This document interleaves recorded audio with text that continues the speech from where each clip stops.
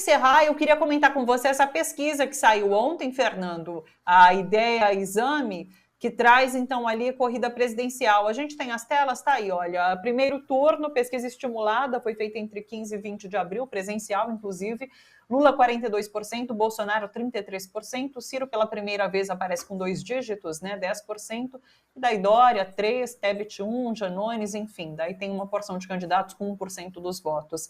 Como que você vê essa situação? Porque o que os analistas têm apontado é que está diminuindo um pouquinho ali a diferença entre Lula e Bolsonaro, né? Então, como que você está vendo esse caminhar da corrida presidencial? Não está diminuindo a diferença. A alteração que está dando dentro das margens de erro, né? 2 pontos para cima, 2 pontos para baixo, quer dizer, nós continuamos na margem de erro. Essa reorganização de votos é que é interessante a gente perceber, né? A saída de Sérgio Moro significa um aumento de Jair Bolsonaro, ou seja, os bolsonaristas e os mouristas são, na realidade, parte do mesmo problema no Brasil. É o mesmo grupo.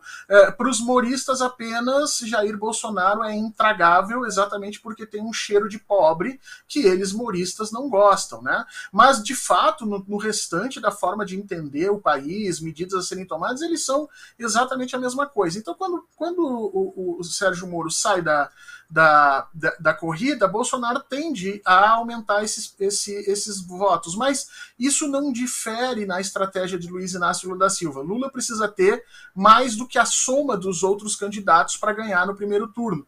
E se você olhar bem, nesse momento, dado o processo de polarização, exatamente os candidatos que se apresentam supostamente como da esquerda são hoje os candidatos que não estão permitindo Luiz Inácio Lula da Silva ganhar no primeiro turno. E aqui a gente tem que chamar a atenção em relação a isso. Mesmo candidatos que têm 1%, 2%, podem fazer a diferença entre você ter uma eleição resolvida no primeiro turno, dando ao presidente eleito a condição de peitar todo esse ranço autoritário que está aí, ou você permitir um segundo turno onde essas reconfigurações são bastante mais difíceis de se calcular, né? Então, nesse momento, Ciro Gomes é um entrave a esse processo, assim como efetivamente os outros candidatos com 1, 2% também precisa se trabalhar para que eles acabem retirando suas candidaturas e o presidente Lula consiga aí sim aumentar a sua base de sustentabilidade de apoio para permitir frear o que está acontecendo. As duas coisas, Thalita, quer dizer, a tentativa do indulto e essa pesquisa, elas estão inteiramente ligadas, se você imaginar o futuro da democracia no Brasil, o futuro das instituições no Brasil.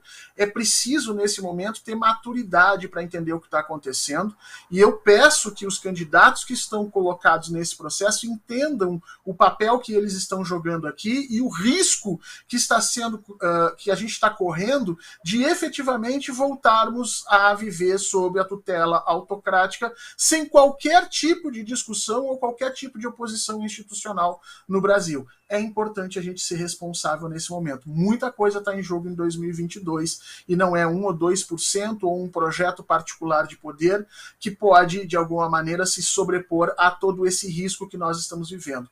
Ou a gente cresce e toma a nossa democracia nas próprias mãos, ou nós vamos ser tutelados pelos próximos 20, 30 anos por esse grupo de militares raivosos, arrivistas que nós estamos vendo se aproveitar hoje da capacidade de mobilização de Jair Bolsonaro. Só para encerrar rapidinho, realmente, você acredita que isso pode acontecer, que um episódio como esse de Jair Bolsonaro contra as instituições pode servir para uma movimentação ali do campo político, centro, direita, democrática, para que, de fato, eles passem a considerar a importância de uma vitória de um candidato que não Bolsonaro no primeiro turno?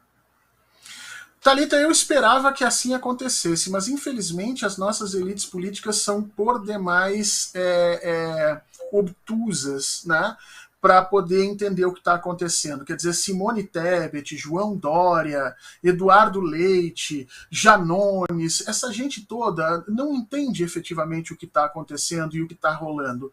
Cada um deles está jogando para dentro do seu próprio projeto pessoal, alguns de forma inclusive escancarada, como efetivamente o Eduardo Leite, tentando dar golpe no seu próprio partido. Quer dizer, é muito difícil você, nesse momento, conseguir colocar na cabeça das pessoas que nós estamos numa disputa conta que o perigo está a um nível acima do que eles estão imaginando. O perigo é efetivamente Jair Bolsonaro sair com qualquer tipo de resultado das urnas, se proclamando vencedor e colocando um regime muito fechado aqui. E aí, e isso é uma coisa que as pessoas têm que entender, se isso vier a acontecer, vai todo mundo começar a pedir o povo nas ruas, os movimentos sociais, e aí eu sempre fico pensando assim, engraçado, né? Na hora de decidirem as coisas de forma correta e racional, com o mínimo de custo, de mobilização, de risco de vidas possível, esses políticos escolhem sempre a favor dos seus próprios projetos de poder. Depois que o caldo entornar, aí vão sair atrás do MTST, do MST, dos professores organizados, do Partido dos Trabalhadores, para que os corpos das pessoas sejam colocados nas ruas